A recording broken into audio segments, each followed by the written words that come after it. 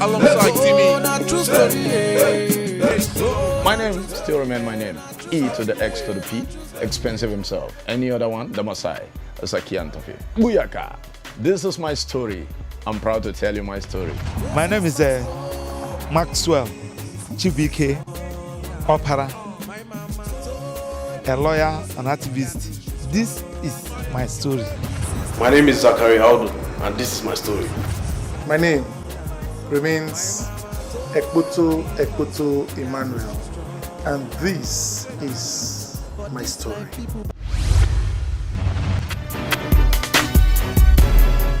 On my story today, Baba OJONUGWA, also known as JFO, takes us through his upbringing, challenges and success. Please stay tuned and be motivated.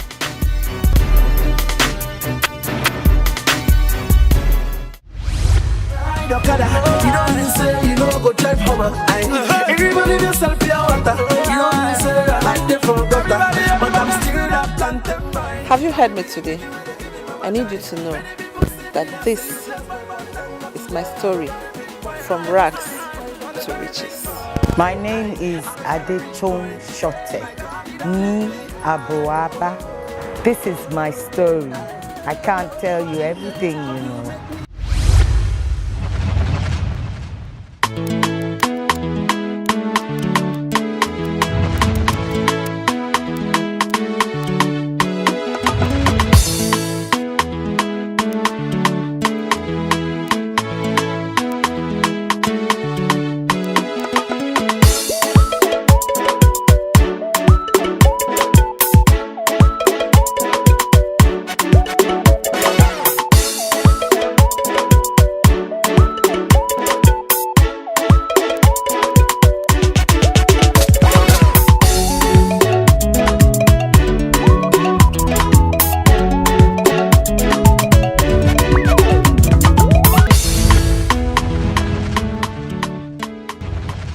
My name is Baba OJONUGWA,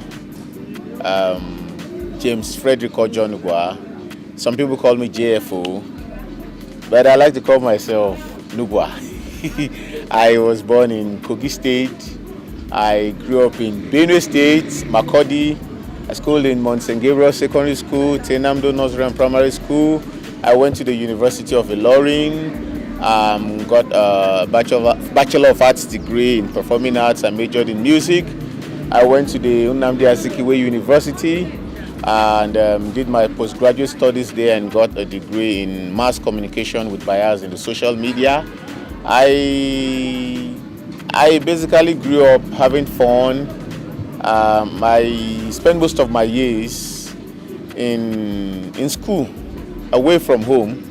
But then I had a lot of influence from my parents because my father was an educationist and a sports administrator. My mom was a nurse and they believed so much in education. I am presently the second national president for the Performing Musicians Association of Nigeria. I am married with kids and I play music. I'm an entertainment entrepreneur and I believe in positivity, you know, being positive-minded, doing good. Basically, every task I was ever told to do, I don't know, I was a child, I didn't know what was not for children, but I can remember vividly, I never liked going to the farm because I remember the day Soldier Ant beat me at the farm and it changed my perception of farming. And I told myself, this local way of farming, I wouldn't want to do that. If I want to farm, it has to be mechanized farming. If there's anything as a child I wasn't happy doing, was going to the farm with cutlass and hoe. I always admired the foreigners, the Europeans, who went to their farm with who went through mechanized farming. And I wished I was doing that while I was a child. But basically, that's the only, should I say, the only thing, job or work or thing I was told to do that I didn't like. But every other thing about my childhood, when I look back, it was fun. Yeah, coming this far, I've still not reached where I would love to be, but I'm not where I used to be. And getting to this point took a lot of determination, hard work, stubbornness, focus, believe in myself, and the spiritual essence, God. Because I faced a lot of opposition, challenges. Not everybody want their children to be musicians, to be entertainers. The entertainment industry was filled with so much negativity. So those of us who had a positive outlook to life and wanted to make a difference had a lot of challenges getting into the industry. My parents didn't like it. My people, my relations all saw it as the bad profession. But today, they look at it and they're it couldn't have been any other thing except this. My motivation has always been God. God and great men who have broken records and scuttled through challenges. You know, when I see them and I tell myself, if Mandela can make it, I can make it. You know, if Awolowo can be who he became, I can too. If Barack Obama can become who he became, I can too. And so many others like that. And I tell myself, be motivated, my brother. Never give up. Because if you give up and look back, you turn to a pillar of salt, like Lot's wife. You know, the industry is another market entirely. We're like more than 100 of us that came into the industry. I can only name 3 who are still in the industry. Myself, Innocent Dibia, who you all call Two-Face, Bemsa. You know, the others delved into various parts of the industry. Some went into marketing, some went into branding, some went into, but just the 3 of us are still performing. And my contemporaries, Zakiaze,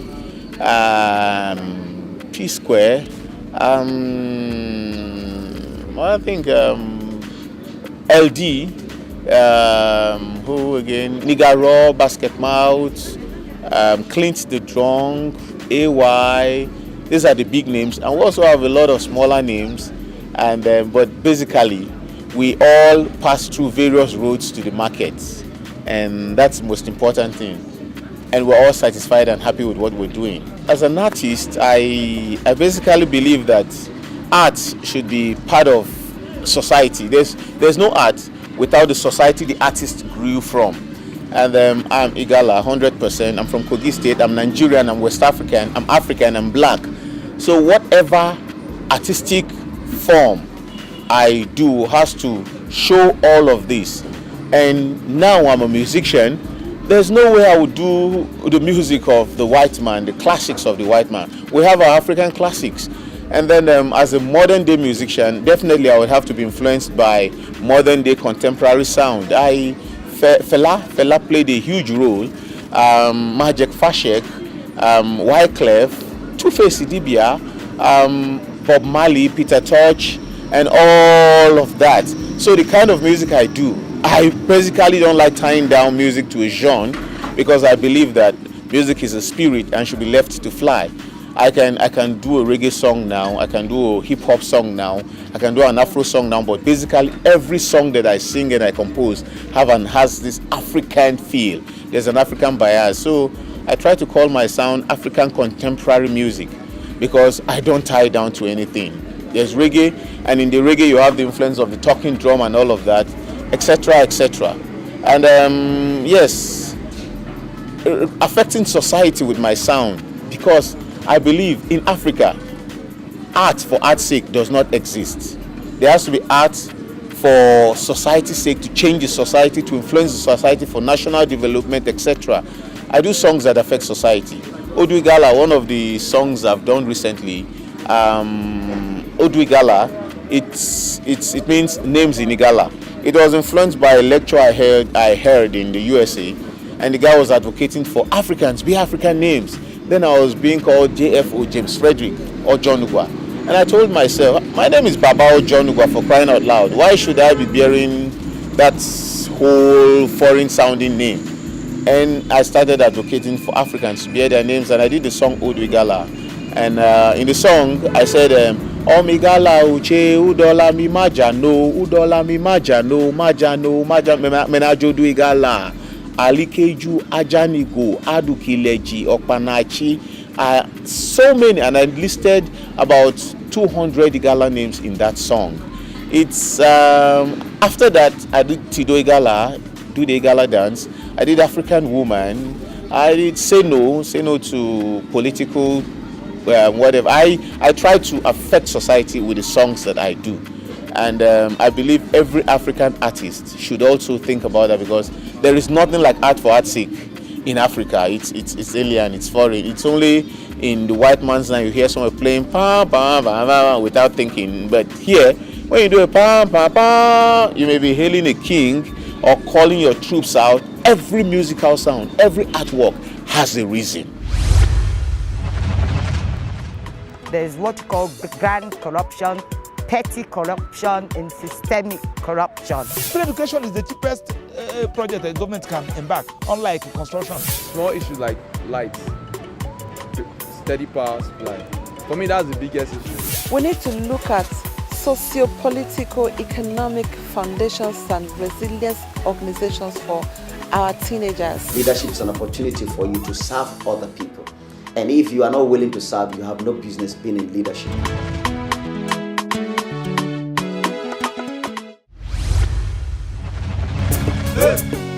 Alongside Timmy. Our viewers, my name is Honorable Yozuwa Johnson Agwanima. People call me EJ. That's my mission. Representing the good people of AGO, Global Africa Conference, the habits of the nation. And this is my story on AI. This is my story. This is my story. This is my story. This is my story. This is my story. This is my story. This is my story. This is my story. This is my story. This is my story. This is my story. This is my story. This is my story. My brothers and sisters, this is my story. Your childhood doesn't determine who you become. I don't think it does.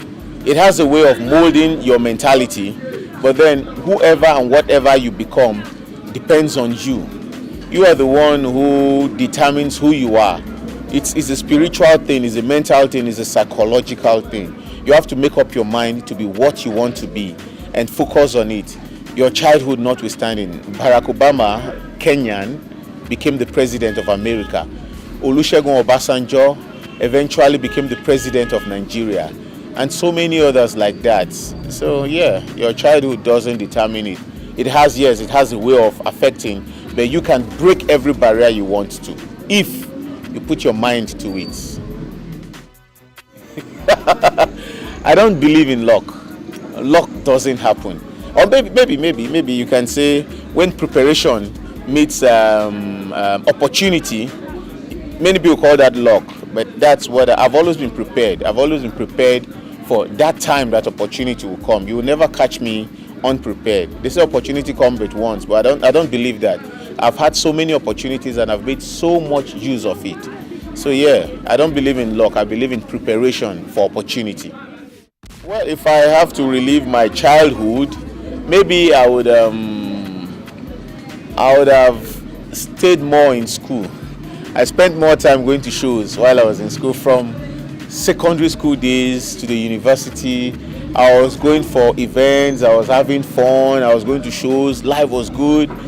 But now I look back and I'm like, if I had settled more and done more of the academics, I would have been a lecturer today. But then that notwithstanding, I enjoy what I'm doing. I see the lecturers and their boring life. All apologies to my lecturers, but maybe life would have been different if I had stayed more in the classroom. And that's the only thing I would say I would have loved to do differently. But maybe I wasn't destined to be that serious kind of person, because when you get too serious with life, it's boring now. How can I be eating okra soup every time? You know, it's boring. Let's say time, the dynamism of time. You know, what used to be then is not what it is today. I remember the day I beat my child, and the headmaster of their school told me, they call him head teacher, then it was headmaster, said you shouldn't do that, talk to him, talk to him, carrot and stick and all of that. I still beat him, oh, God forgive me, but these days we talk. And then it's a digital time. They are all on the internet. They are all on cyberspace. What they pass through is not what we pass through. So yes, there's a lot of difference. The role of the government is actually very little, because the parents, the school, the religious organizations, the peer group, all of these things play very, very prominent roles. Once these kids come into society, the government have very little to play. But we thank God for law enforcement agencies and juvenile officers who try to play their role. But basically, it's the parents' role, it's the religious homes, the peer group, the schools and all that have a serious role to play when it comes to bringing up these kids. And I would ask that parents should spend more time with their children, and the schools too, the educational system. Yes, the government can fashion out good educational system. Like we used to have the 633, and now I think they have the 66 something. I can't remember again. I think that's where the government has a role to play. But basically, the parents, the religious groups, your spiritual, and the peer groups, these are the ones I think play bigger roles in molding these kids.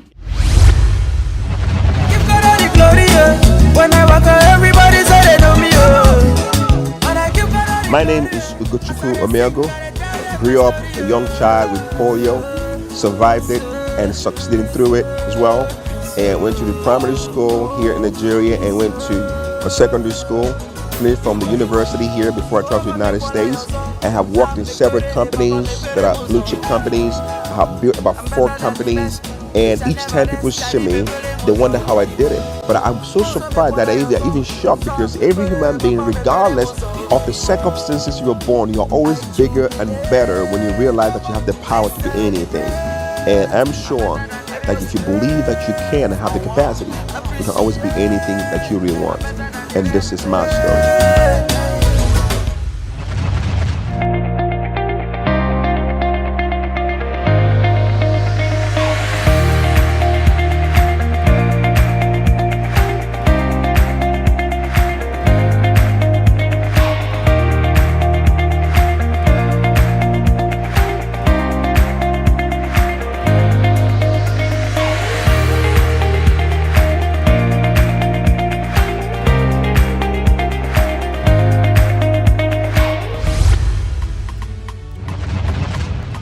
Early at 11, I could go to the market,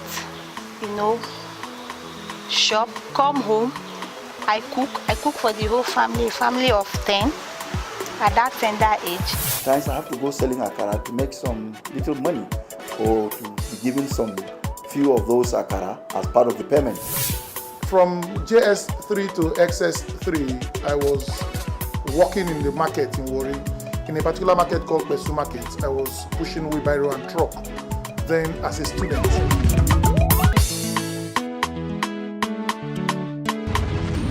In September 1987, Mr. Francis Pine, he was a teacher, he was a physical and health education teacher in Mount St. Gabriel Secondary School, discovered us. He discovered myself, that's Baba OJONUGWA. He discovered Victor Tsetim, discovered John Ataba, and he discovered Innocent Idibia, who you all know as Two-Face. And he told us we had this music in us, and he told us to keep doing it. He encouraged us. He told us he taught us how to perform the various areas of the stage, how to relate with your audience, the kind of melodies and tones to take. In fact, the man opened our eyes to a whole lot of things we had inside of us. And that's how it started. After that, we went to every single school in northern Nigeria and we won all the awards. Up till the early 90s, when we all went to our various schools. I went to the University of Ilorin and I studied performing arts. I majored in music. And while in the university, the music thing in me became great. So that in 1999, I dropped my first album, which was NYSC. And it won me a national award, a Bayelsa State Merit Award, and so many other awards. Then in 2000, I now dropped God Bless Kogi State, which changed the musical scenario in Kogi State, and after that I've mentored more than 8,000 Kogi State musicians, which evolved into my becoming a national officer of the Performing Musicians Employers Association of Nigeria, PMAN. Before then, I was a state chairman. That was in 2005. I was a state chairman for PMAN, Kogi State. So all this time, I realized my calling and where I was being directed to by the muses and the spirits was towards the entertainment. As a musician, as a movie person, as a musical agent, a music manager, an entertainment entrepreneur. And today, here I am, and this is my story. And that's it on My Story today. For your comments and suggestions, please send a text or WhatsApp message to 0806 004 2843. Thank you for staying tuned.